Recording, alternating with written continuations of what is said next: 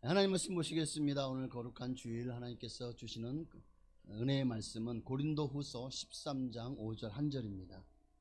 고린도후서 13장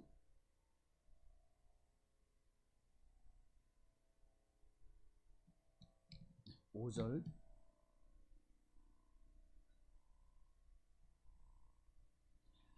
찾으신 줄 믿고 우리 한 목소리로 합독하시면서 이 말씀 합독한 이후에 호산나 찬양대의 찬양이 있겠습니다. 함께 읽습니다. 너희는 믿음 안에 있는가? 너희 자신을 시험하고 너희 자신을 확증하라. 예수 그리스도께서 너희 안에 계신 줄을 너희가 스스로 알지 못하느냐?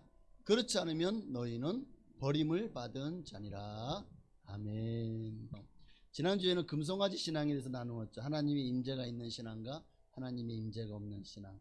그러니까 정말 우리가 금송아지, 나를 위해서 그러니까 하나님을 만드는, 우리가 신의 산에 강림하신 하나님이 내가 믿는 하나님이 되어야 할 것이냐, 아니면은 사람이 깎아 만든 금송아지, 나를 위해서 만든 신을, 금송아지를 나의 하나님으로 모실 것이냐. 우리 지난주에 그 두 부류 중에 하나를 선택하라고 말씀을 드렸습니다.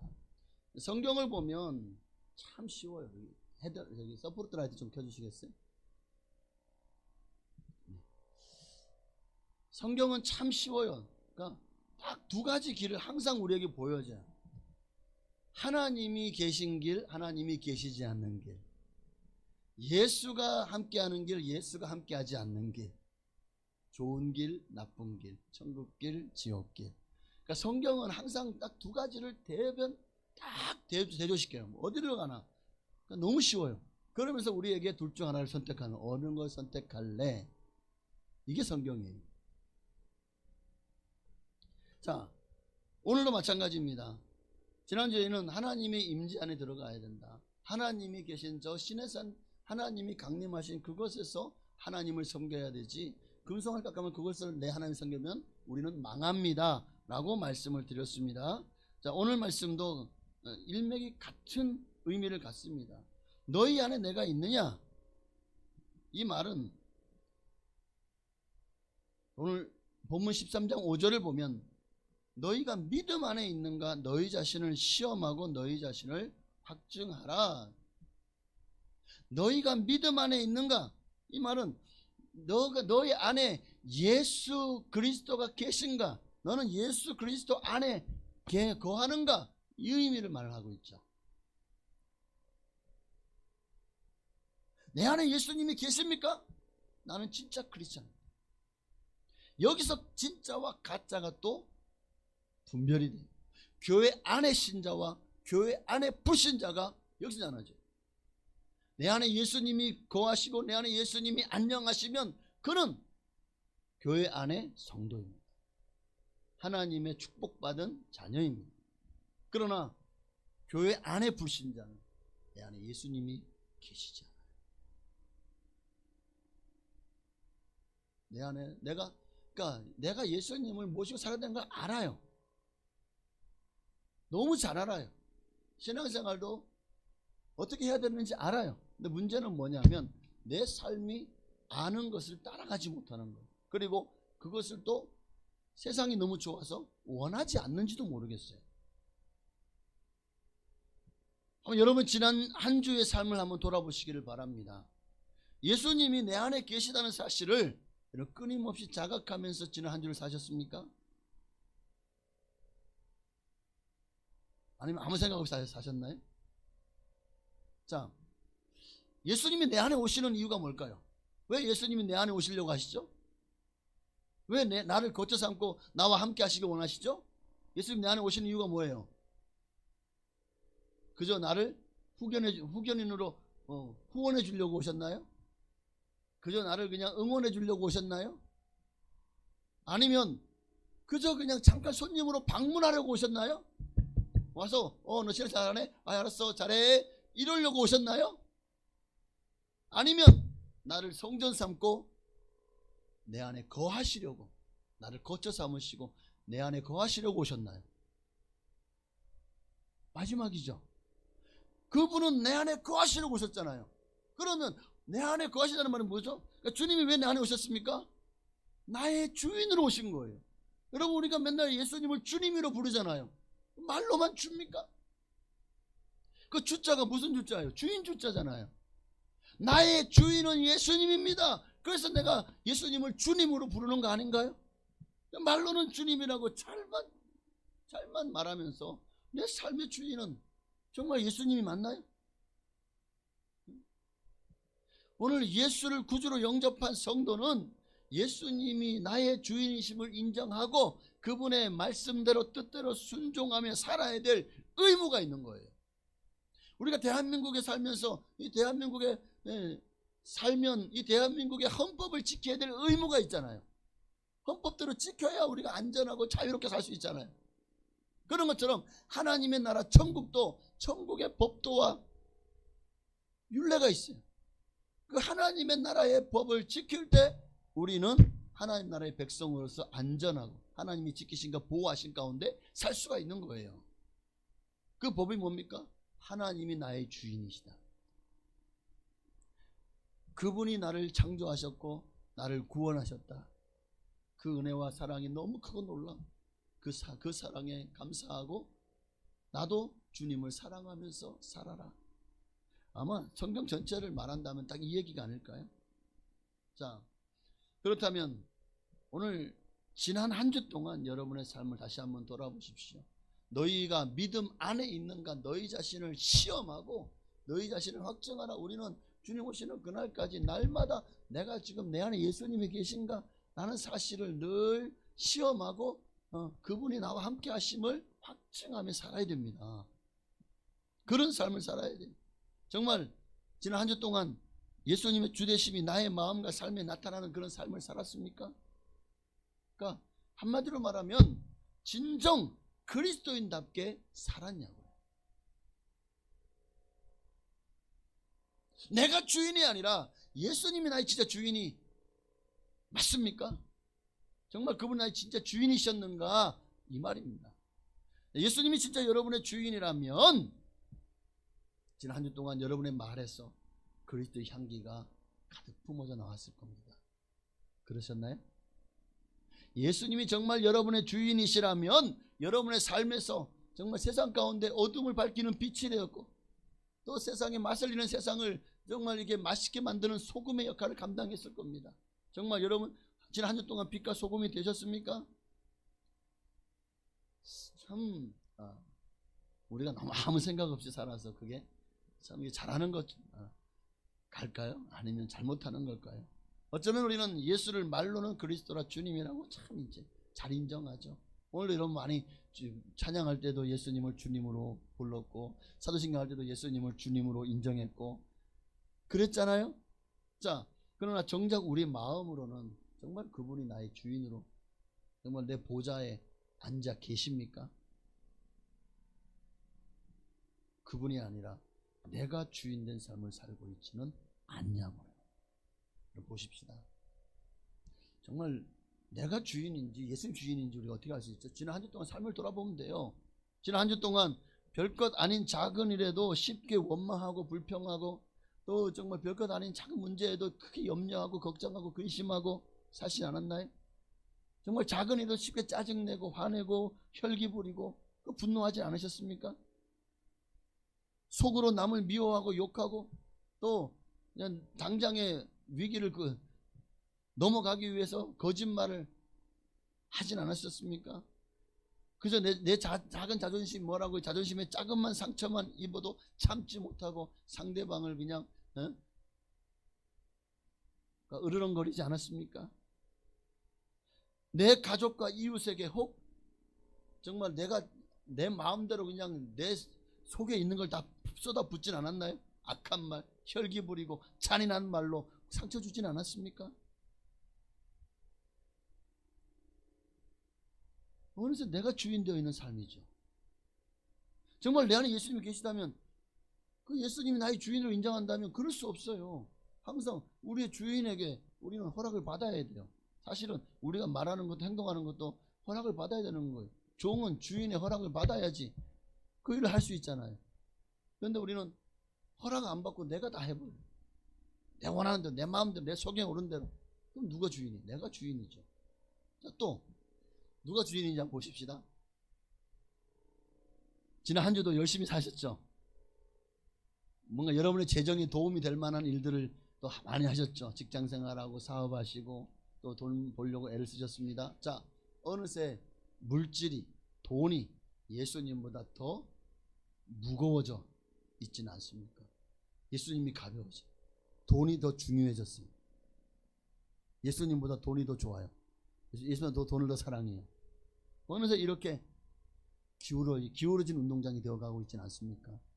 예수님보다 육신의 즐거움, 육신의 성공과 행복, 육신의 평안과 안위를 위해서 더 내 많은 시간을 투자하고 또 내 정성을, 내 물질을, 또 내 모든 재능을 거기에 다 쏟아붓진 않았습니까? 거기에 예수님이 계셨냐고요.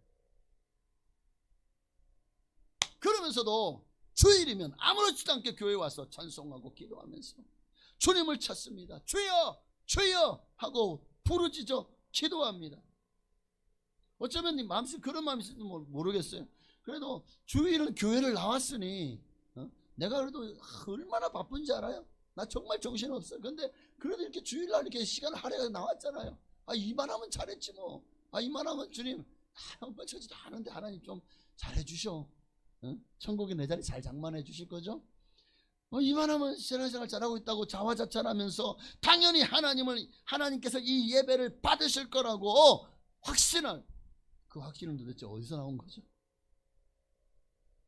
오늘 이런 마음을 가진 이들을 향해서 경종을 울리는 말씀을 여러분 한번 보시길 바랍니다. 이사야서 1장 12절 이하의 말씀해 보니까 오늘 주님이 이런 일 향해서 너희가 내 앞에 보이러 오니 이것을 누가 너희에게 요구하였느냐?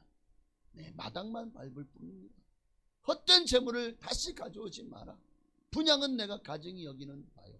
월삭과 안식일과 대회로 모이는 것도 그러하니. 자, 주님이 그러면 우리가 정말 하나님 앞에 순전하고 순결한 마음으로 모세와 같이 여호수아 같은 마음으로 주님 앞에 나아간다면 주님 앞에 나를 보이러 주님 앞에 나오고 온 재물을 가지고 나오고 그렇게 주님 앞에 분향을 드리고 제사를 드리고 또 월삭과 안식일 그렇게 주님 앞에 예배 드린다면 주님이 그걸 왜 싫어하시겠습니까? 왜 안 받으시겠냐고요. 도대체 왜 그럼 주님이 내 앞에 지금 나왔는데 내 마당만 밟을 뿐이다. 헛된 재물 가져오지 마라. 내가 정말 역겨워서 못 받겠다. 왜 주님이 이렇게까지 말씀하시죠? 그 이유가 여기 빨간색 13절 하반절 있잖아요. 성회와 아울러 뭐가 함께 있어서 악을 행하는 것을 내가 견디지 못하겠노라. 자, 15절 계속해서 보니까요. 너희가 손을 펼 때에 내가 내 눈을 너희에게서 가리고 너희가 많이 기도할지라도 내가 듣지 아니하리니. 왜요? 이는 너희 손에 피가 가득합니다. 악이 가득합니다. 너희 마음에 불법이 가득한데 너희 마음에는 여전히 죄에 대해서 회개함도 없고 수많은 죄악들로 가득하면서 그리고 주님 앞에 나와서는 아무렇지도 않게 예배를 드려요. 죄가 없는 것처럼 예배드려요. 나는 거짓말한 적 없습니다. 나는 죄 지은 적이 없습니다. 나는 지금 하나님의 축복 받아야 됩니다. 당연합니다. 어쩌면 우리는 너무 좀 죄송한 말이지만 좀 너무 뻔뻔한 모습. 이거 배짱은 아닌데 너무나도 주님 앞에 배짱으로 나와 있지는 않은지 모르겠습니다. 교회 안에 신자와 불신자, 내 안에 예수님이 계신 분과 계시지 않는 분, 내 안에 예수님이 계시다면 아마 이렇게 예배 드리러 오진 않겠죠. 너희 손에 피가 가득함이라. 너희 손에 죄가 가득함이라는 거예요. 너희 손에 악이 가득함이라는 거예요. 생각이 악하고 행동이 악하고 말이 악하고 그렇게 한 주 동안 살았으면서 주님 앞에서는 나는 아무런 죄를 지지 않은 것처럼 아주 경건한 모습으로 나와가지고 예배를 드리니 그 모습을 주님 뭐로 보는 거예요? 위선으로 보는 거예요. 위선. 그런 이들이 있었죠. 예수님 때 바리새인들과 서기관들. 그들이 얼마나 예배 잘 드렸죠. 금식 잘했죠. 11조 온전히 드렸죠. 또 구제도 많이 했죠. 그런데 주님은 그들을 보고 뭐라고 말합니까? 외식하는 자들, 독사의 자식들. 왜요? 하나님을 사랑하는 마음이 아니라 너희의 위신을 세우고 너희를 자랑하고 너희 기득권을 그 권력을 움켜잡고 그것을 행사하려고, 그것을 그 맛에, 그 권력의 맛에 취해서 너희가 하는 모든 일들이 과연 나를 위한 거냐 아니면 너를 위한 거냐. 그러니 주님 마음이 나를 사랑하지도 않으면서 나를 사랑하는 척하는 너희여, 외식하는 자.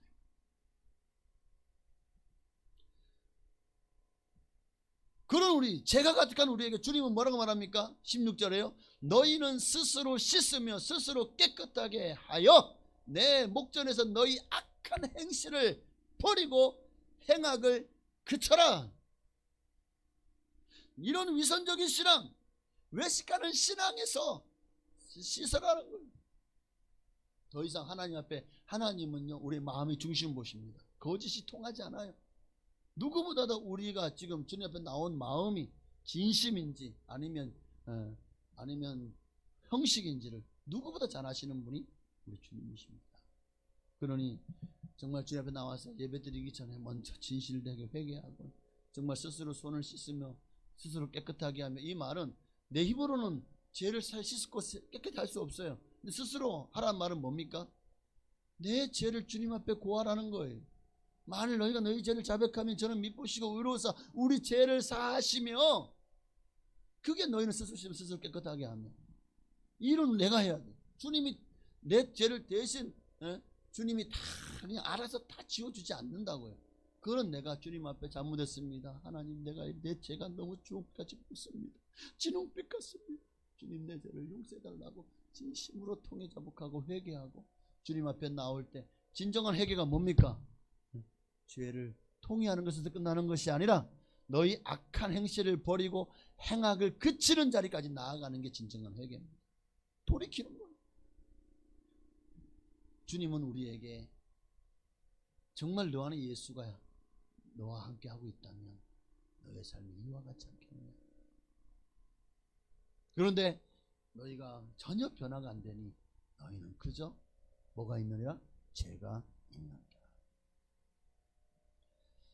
예수님도 이것도 이사야 말씀이잖아요. 예수님도 이런 바리새인들, 당시의 유대인들과 종교 지도자를 향해서 똑같이 이사야의 말씀을 인용하십니다. 자, 마태복음 15장 7절에 보니까요. 자, 9절까지 함께 했습니다. 외식하는 자들아, 이사야가 너희에게 관하여 잘 예언하였도다. 일러스되 이 백성이 입술로는 나를 공경하되 마음은 내게서 멀도다. 사람의 계명으로 교훈을 삼아 가르치니 나를 헛되이 경배하는도다 하였느니라 하시고, 입술로는 나를 공경해요. 그런데 마음은 내게서 멀다. 마음에도 없는 예배, 형식적으로만 드려지는 이게 종교생활이지, 이게 신앙생활입니까? 자, 교회 안에서 그러면 진정으로 예수 믿는 사람과 그저 교회만 다니는 사람, 교회 안 신자와 교회 안 불신자의 차이는 뭘까요? 제가 곰곰이 연구하며 기도하며 생각을 해봤는데, 교회 안 신자 불신자의 차이가 세 가지가 다르더라고요. 이 세 가지 차이가, 첫째는 영이 다릅니다. 교회 안 신자와 교회 안 불신자는요 영이 달라요. 에? 내 안에 예수의 영이, 오늘 15장 오늘 13장 5절 말씀 보세요. 뭐라고? 너희 안에 그리스도 영이 계신 줄을 너희가 스스로 알지 못하느냐? 그렇지 않으면 너희가 버림받은 자니라. 근데 지금 이게 누구를 향한 얘기예요? 교회 안에 있는 성도를 향해서 말씀하고 있는 거예요. 고린도 교회를 향한 말씀이라고요. 교회 밖에 있는 사람들을 향해서 얘기하는 게 아니라, 예수님께서 내 안에 거하시는 것을, 내 안에 그리스도 영이 없으면 그리스도 사람이 아니라고 또 로마서 8장 9절에 말씀하고 있어요. 그러니까 내 안에 그리스도 영이 있는가 없는가에 따라서, 내 안에 예수의 영이 있어요? 그게 예수 믿는 사람이죠. 교회 안 신자죠. 교회 안 성도입니다. 그들은 하나님의 사랑받고 하나님의 자녀로서 하나님이 정말 기뻐하시는 하나님의 보호하심과 인도하심과 영원한 생명을, 영원한 천국을 그들에게 주시기를 기뻐하시겠죠.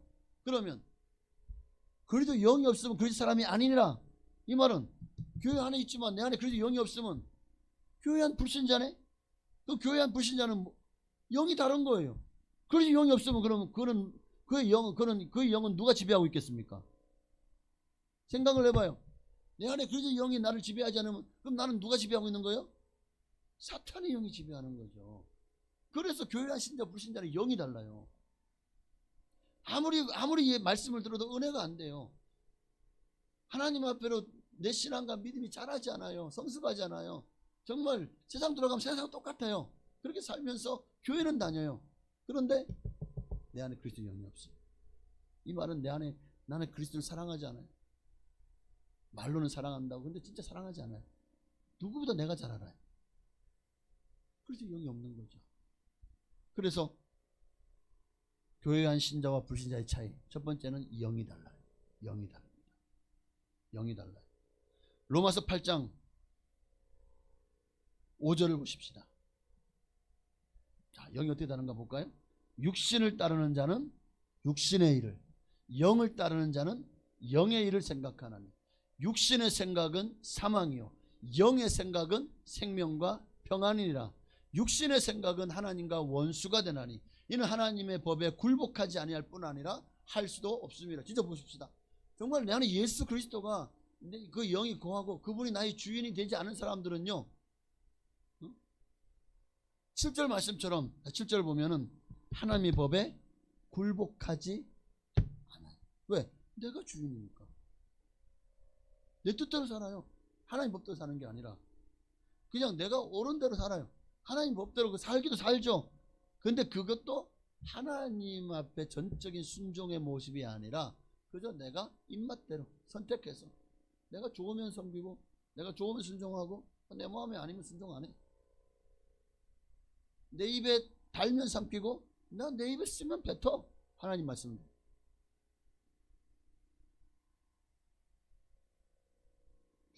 마귀도 우리가 교회 다니지 말라고 하는 게 아니에요. 마귀도 열심히 다니.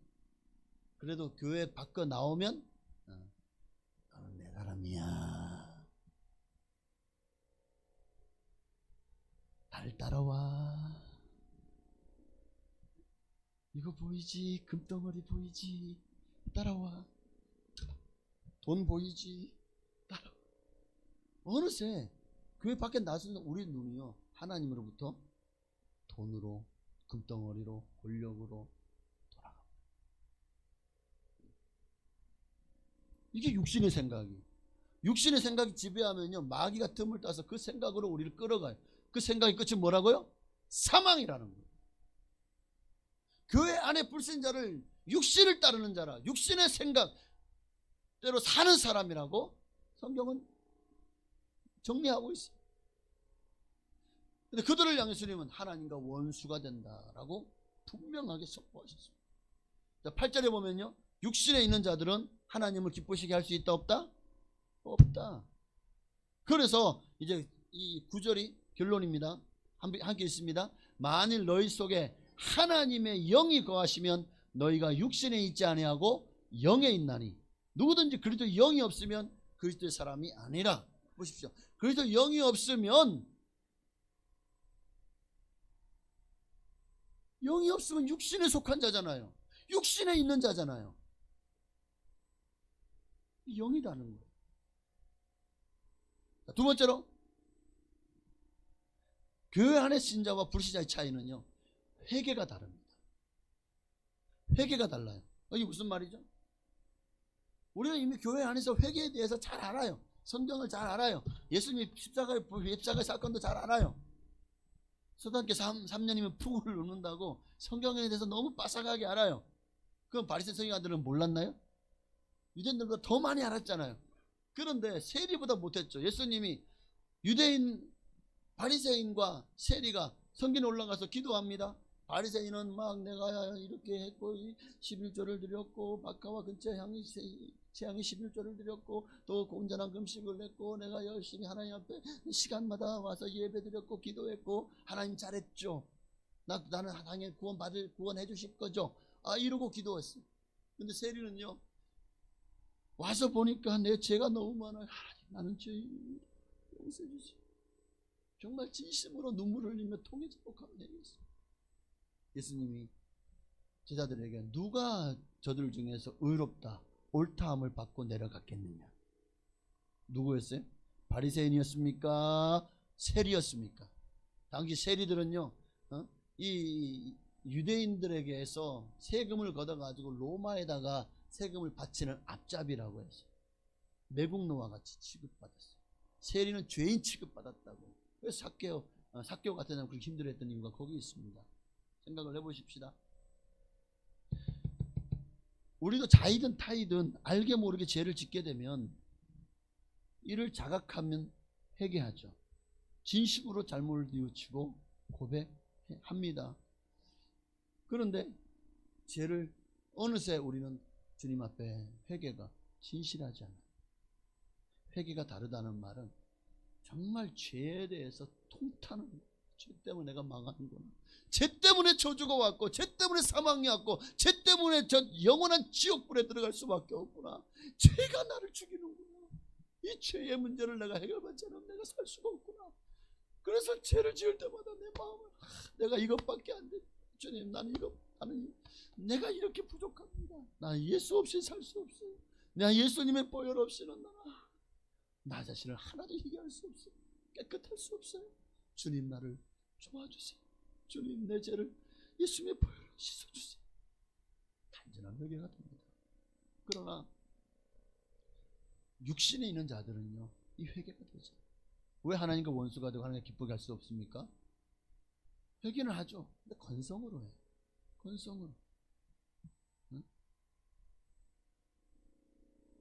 진실로 회개하지 않습니다. 교회 오래 다녔으니까 짬밥만 봐도 회개 모를까요? 알아요. 근데 그냥 회개가 안 돼요. 안 되는 게 아니라 내가 그만큼 세상에 그만큼 물이 들어있다는 거예요. 내가 그만큼 세상에 푹 빠져 산다는 거예요. 그만큼 세상을 사랑하고 있더라는 거예요. 그러니까 죄를 지으면서도 하나님 이거 안 보셨겠지? 하나님 모르시겠지? 이거 알아도 뭐 하나님 다 이해하시겠지? 이거는 자기 합리화지. 이게 성경의 하나님 말씀입니까? 아니면 내가 복음입니까? 내가 복음이죠. 그러니까 마음에 담겨져 있지도 않아요. 왜? 예수님을 사랑하지 않으니까. 정말 주님을 나의 주인으로 인정하지 않으니까. 그러니까 해결을 해도 마음에 담겨 있지 않아요. 입술로만 잘못했습니다. 고백할 뿐이지 죄로부터 돌이키지도 않아요. 그래서 회개했다고? 오늘도 기도할 때 회개했어. 성과겠지?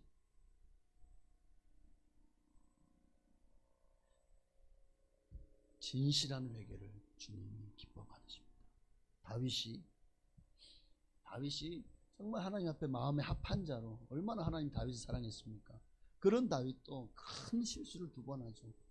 그 중에 한 번은 백성을 호적을 조사한 하나님보다 더 많은 저 바다의 모래알들과 하늘의 별들보다 더 많게 너희 백성들을 많게 해주지 않겠냐 하나님이.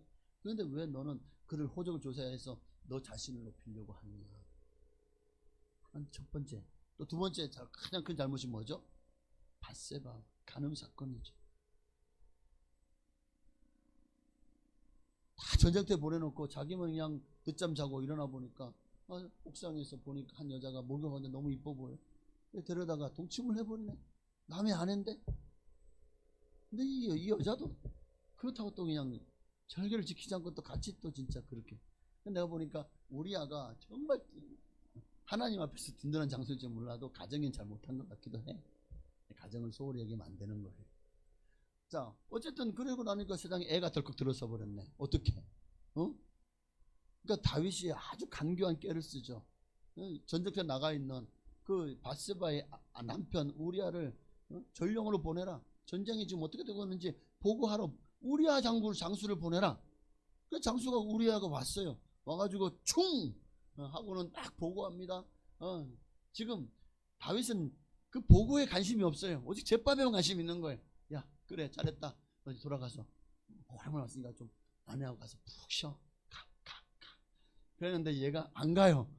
지금 우리 함께한 군사들은 전쟁터에서 함께한 전우들은 지금 전쟁터에서 지금 삶과 죽음을 가지고 지금 싸우고 있는데 내가 어떻게 집에 가서 편하게 쉴 수 있겠습니까? 하고 집에 안 가고 성에 머물러 버리네. 이거 어떻게 합니까? 이대로는 들통나잖아요. 그래서 요압에게 편지를 써서 이거 요압에게 전해줘. 그게 뭡니까? 자기를 죽여달라는 편지를 전해달라. 보니까 우리아를 가장 전선 깊은 곳에 보내고 너희는 쑥 빠져라. 그래서 창이나 칼에 활에 맞아 죽게 해라. 진짜 그대로 우리아의 그 군대를 정말 적진 가장 깊은 곳에 성 가장 보내놓고는 자기 쑥 빠져요. 적들의 활에 우리아와 그의 군사들이 맞아서 다 죽었어. 이 요압이 작전 완료했습니다. 왕이 명하신 대로 우리아를 죽였습니다. 하고 딱 성공 서신을 보내자마자 이 다윗이 이게 한번 눈이 멀면 이렇게까지 되는 거. 살인교사까지 해놓고도 딱 우리아가 죽었다는 말 듣자마자 어떻게 합니까? 밧세바를 데려다가 자기 첩으로 삼아버리죠. 그러고도 회개를 안 하네. 그러니까 하나님이 화가 났죠. 하나님이 화가 나셨어요. 이 정말 큰 죄고 잘못이잖아요. 그래서 어떻게 합니까? 나단 선지자를 보내죠. 왕이시여, 제가요 송사할 게 있는데 한번 들어보시겠습니까? 그래. 한 부잣집에 99마리 양을 가지고 있어요. 그리고 그 옆집에는요 정말 한 마리를 가족같이 여기는 그 한 마리밖에 없는 양, 가족같이 여기는 그 양을 데리고 사는 가난한 사람이 있어요. 그런데 이 부잣집에 친구가 와가지고 그에게 먹을 걸 내놓는데 세상에 이 사람이요 그 한 마리밖에 없는 양이 집에 가서 그것을 수타리가 뺏어가지고 그걸 삶아가지고 친구를 대접해 버렸습니다. 그 다윗이 이런 고약한 놈이 어딨냐, 이런 나쁜 놈이, 당장 그놈을 내가 벌하리라, 데려와. 그랬더니 나단이 뭐라면 바로 네가 그놈이다. 네가 네가 지금 그러지. 너에게 처가 없냐? 얼마든지 결혼하는 여자 중에서 네가 원하면 처를 삼을 수 있잖냐. 근데 어째 남의 아내를 보고 네가 그 짓을 했냐. 네가 그놈이다. 그 순간에 다윗의 마음속에 뭐가 납니까? 그 순간에 이 눈에 눈꺼풀이 벗겨지는 거예요. 그제서야 깨달은 거. 내가 그 실수와 잘못을 했구나. 내가 이렇게 큰 범죄를 했구나. 그리고는 그 자리에서 바로 성전에 가서 제단 뿔을 잡고 간절히 울며 통에 자복하며 회개하며 기도합니다. 그 기도문이 시편 51편이잖아요. 여기 보니까 뭐 1절 8절까지도 구구절절히 하는 내가 죄인이면 내 잘못했습니다. 내 죄를 용서해 주세요. 난 이것밖에 안 됩니다. 무슨 정말 정각해 주세요. 그러면서 9절부터 11절까지 뭐라고 기도하나 보십시다. 자, 9절부터 11절 함께 있습니다. 주의 얼굴을 내 죄에서 돌이키시고 내 모든 죄악을 하나님이여 내 속에 정한 마음을 창조하시고 내 안에 정직한 영을 새롭게 하소서. 나를 주 앞에서 쫓아내지 마시고 주의 성령을 내게서 거두지 마소서. 지금 다윗이 가장 두려워한 게 뭘까요? 이 죄 때문에 하나님이 내게서 성령을 거둬가시는 것을 가장 두려워하고 있어요. 오늘 사실 우리가 죄 앞에서요 가장 두려워야 될 것은 하나님의 영을 하나님이 내게서 거둬가실까봐. 우리는 하나님으로부터 버림받는 것을 제일 두려워야 됩니다. 하나님이 내게 무관심해버리는 걸 가장 두려워해야 된다고요. 그런데 어느새 우리는 하나님이 무관심하든 말든 신경을 안 써요. 그저 나만 신앙생활 잘하면 됩니까? 하나님 받지 않은데? 그게 온전한 신앙생활이냐고요. 우리도 하나님 앞에 범죄하면 하나님의 성령이 거둬가시는 순간 나도 내 영이 달라집니다. 하나님의 영이 내 안에 거하지 않으면 이제 나는 마귀의 밥이 되는 거예요.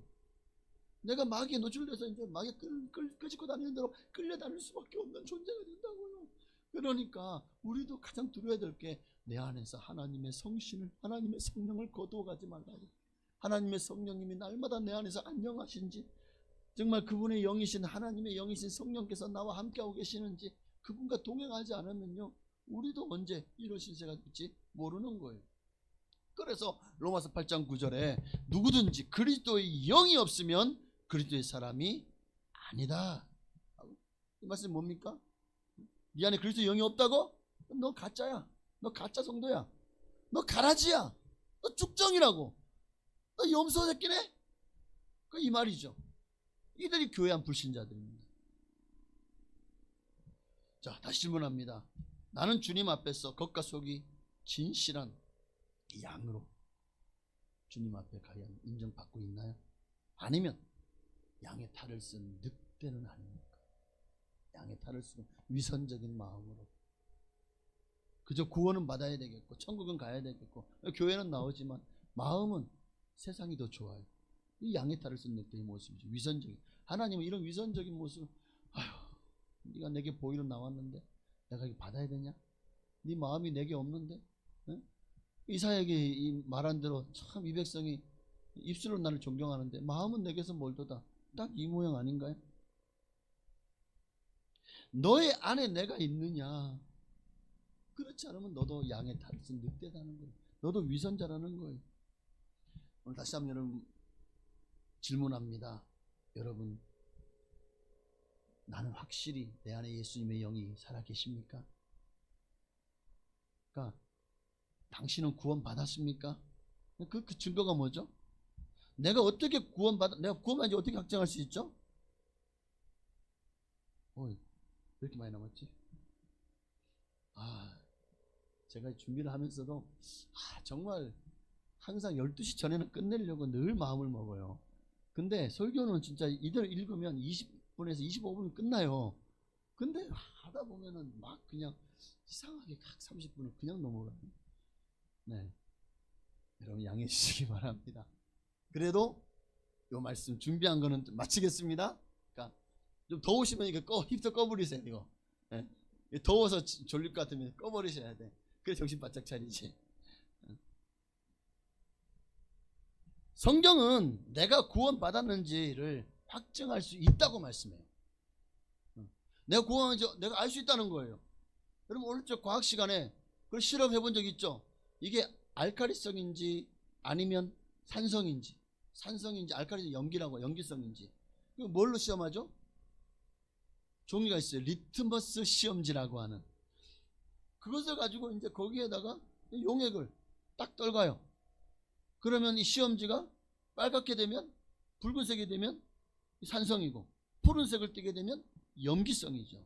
그런 것처럼 우리의 신앙도 주님의 리트머스 시험지 위에 담겨지면 주님 보시기에 내가 진짜인지 가짜인지가 드러나요. 여러분 이게 우리 이 땅에서 그래서 오늘 말씀처럼 정말 너희가 믿음 안에 있는가 너희 자신을 시험하고 너희 자신을 확정하라. 이 땅에서 해야 돼요. 주님 앞에 서서 거기서 이제 판별받을 이미 늦은 거예요. 거기 주님이 네 안에 내가 없구나 하고 딱 판결하면 이 세상에서 내가 30년 20년 교회 다니면 무슨 소용이 있습니까? 다 무용지물이 되는 거예요. 그러니까 이 땅에서 지금 내 안에 예수님이 계신지를 날마다 점검하셔야 됩니다. 예수님이 내 안에 계시냐 안 계시냐. 근데 오늘 다시 13장 5절 말씀 보십시다. 그것을 너희가 스스로 알지 못하느냐? 스스로 할 수 있다는 거예요. 내 안에 예수님이 계신지 안 계신지를 스스로 알 수 있다는 거예요. 어떻게요? 먼저는 내 영이 증거합니다. 근데 내 영이 이건 좀 믿음의 확신 부분이라 이거는요 체험하셔야 돼요. 이거는 내가 거듭나는 것을 내가 어떻게 알 수 있죠?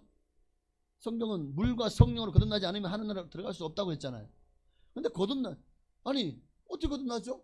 아니 어머니 뱃속에 들어갔다 다시 나와야 그게 거듭나는 건가요? 니고데모 질문하잖아요. 예수님이 뭐라고 해요? 성령으로 난 것은 바람이 어디서 와서 어디로 가는지 알지 못하는 것은 성령 난 사람 이와 같다. 그러니까 어느 순간에 하나님이요 내 안에 깨달음을 주시는 거죠.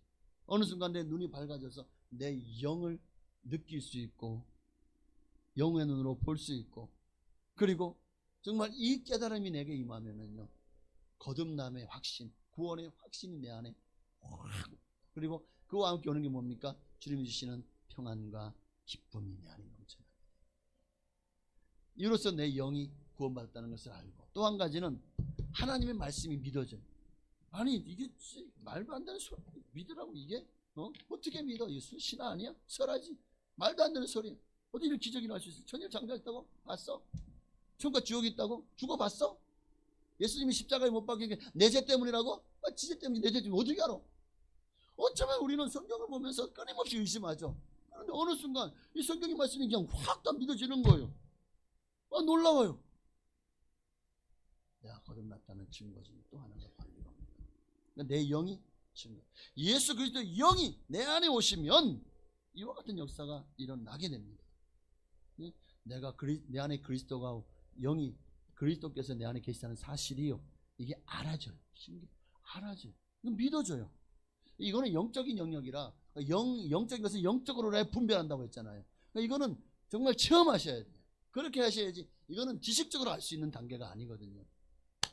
자, 이게 마지막인데 최대한 빨리 가겠습니다. 예수님이 내 안에 계시 않느냐, 즉 내가 교환의 신자냐 불신자냐를 우리가 어떻게 알 수 있냐. 그 차이. 세 번째는, 첫 번째는 영이 다르다 그랬어요. 두 번째는 회개가 다르다. 세 번째는 열매가 다릅니다. 열매가 달라요. 자, 마태복음 7장 20절에 보니까 예수님 뭐라고 하셨어요? 이름으로 그의 열매로 그들을 알리라. 그가 진짜인지 가짜인지 그 열매로 안다는 거예요. 예수님이 내 안에 계신 자는요, 어떤 열매를 맺을까요? 그 열매가 성령의 열매를 맺겠죠. 갈라디아서 5장 22절 말씀처럼 사랑과 희락, 화평, 오래 참음, 자비, 양선, 충성, 온유, 절제의 열매를 맺습니다. 그러나 예수가 내 안에 계시지 않는 자는 어떤 열매 맺을까요? 육신의 일을 생각하죠. 육신을 따르죠. 육체의 일, 그러니까 육체의 열매를 맺게 되는 거예요. 그 열매가 어떤 열매죠? 갈라디아서 5장 19절이야. 육체를 현재하니 음행과 더러운 것과 호색과 우상숭배와 주술과 원수 맺는 것, 분쟁, 시기, 분냄, 당기는 것, 분열함, 이단과 또 21절 투기와 술취함, 방탕함, 또 그와 같은 것들, 전에 너희 경계한 것 같이 경계하는 이런 일을 하는 자들은, 즉 육신의 열매를, 육체의 열매를 맺는 자들은 하나님의 나라를 유업으로 받지 못할 것이요. 이들은 지금 교회 밖에 있는 사람들 얘기하는 게 아니에요. 교회 안에서 있는 사람들 중에 육신을 따르는 자들, 육신의 생각으로 사는 사람들, 육체의 열매를 맺을 수밖에 없고, 영이 다르니까 육체의 열매를 맺죠. 성령으로 충만하면요, 성령의 열매를 맺죠. 육신으로 충만하니까 육체의 열매를 맺는 거예요. 그리고 그 열매는 결코 하나님 기뻐하지 않습니다. 농부가 씨앗을 심으면 그 씨앗이요, 뭐 옥수수라든가 호박씨 같으면 이게 호박씨고 옥수수씨 알죠. 그런데 일반적인 꽃이든지 아니면 일반적인 씨앗들은 이게 무슨 씨인지 몰라요. 어떻게 알아요? 섞어놓으면 모르잖아요.